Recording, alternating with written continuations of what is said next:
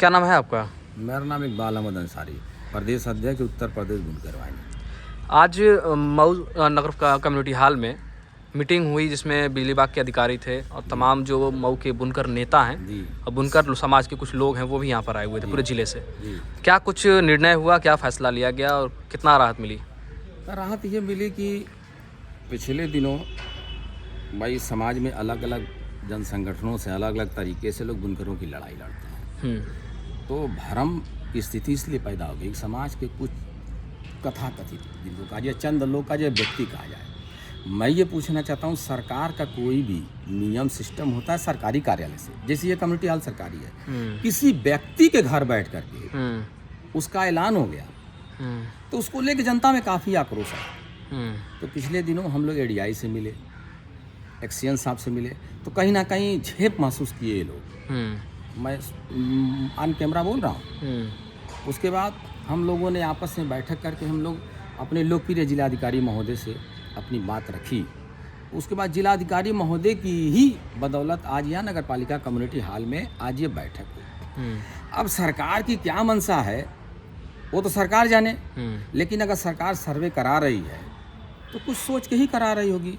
तो हम लोग केवल इतना मानना था कि कोई भी कानून बनता है, कोई भी बाइलाज होता है, उसका बाकायदा लिखा पढ़ी जियो सब तैयार होता है। तो हम लोगों ने एडीआई साहब से और एक्सेल साहब से तो हम लोग यही कहा था कि उसका जियो जारी करा दीजिए, और जो भ्रांतियां बिला वजह की पैदा की गई है, और आगे भविष्य में निवेदन करूंगा कि सरकार की जो भी योजना हो वो सरकारी कार्यालय से हो, जिलाधिकारी महोदय अपने माप बुला लें, जिले के मालिक हैं, और किसी व्यक्ति विशेष के घर बर्धन बैठा व्यक्ति विशेष का अगर मर्यादा भी घटेगी अधिकारियों की। किसकी बात कर रहे हैं आप? अगर स्पष्ट कर दें उस चीज़ को तो क्लियर हो जाएगा। नहीं, कोई मैं ही क्यों ना हूँ, मैं अपने घर बैला करके बैठा करके अगर कोई अधिकारियों को बुला करके और उसमें कोई बयान जारी करूँ, जनता में एक भ्रम की स्थिति पैदा हो जाएगी। और शहर में तमाम पॉलिटिकल लोग हैं भाई, जुदा जुदा अलग अलग बैनर हो सकता है, लेकिन हमारे मसले बुनकरों की रोजी रोटी से है। तो हम बराबर सरकार से ये मांग कर रहे हैं कि बुनकरों का रेट जो 2006 में फ्लैट रेट 72 रुपया हुआ था और हमने 22 की मीटिंग में दिया था, आप सोशल मीडिया में देख भी लें, मेरा हमेशा ये मानना रहा है कि किसान के बाद इस देश में अगर सरकारी खजाने में अगर राजस्व पहुंचाने का काम करता बुनकर समाज है।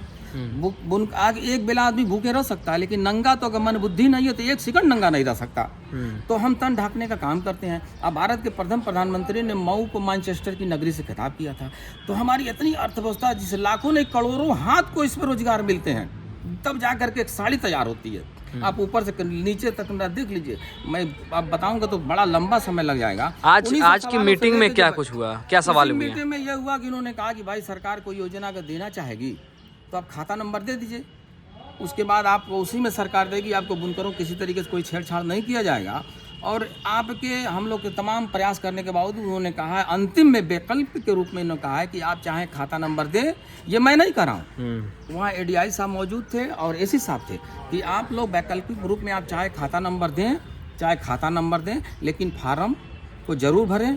तो मैं भी ये निवेदन करूँगा बुनकर समाज के लोगों से कि आप अगर कुछ लोग अगर छूट भी गए हों तो आप अपना फार्म भर लीजिए, जो सबके पड़ेगी। आगे जो रणनीति तय होगी हम मिलजुल करके सरकार तक अपनी बात पहुंचाएंगे। और अंतिम में ये कहना चाहेंगे कि मुख्यमंत्री माननीय आदित्यनाथ योगी जी को बुनकरों से कहीं ना कहीं हमदर्दी है, इसलिए कि हवाई में ये उड़ के नहीं आए हैं, चाहे जिस भी रास्ते ज़मीन पे आंदोलन करके आए हैं। तो मुझे लगता है कि आने वाले दिनों में मुख्यमंत्री महोदय बजट में इसके दूना नहीं 3 गुना करेंगे और बुनकरों को बहुत कुछ अच्छी बेहतर व्यवस्था देंगे, ताकि बुनकर समाज की मुख्य धारा से मिलकर वो भी बेहतर तरीके से चल सके। ठीक।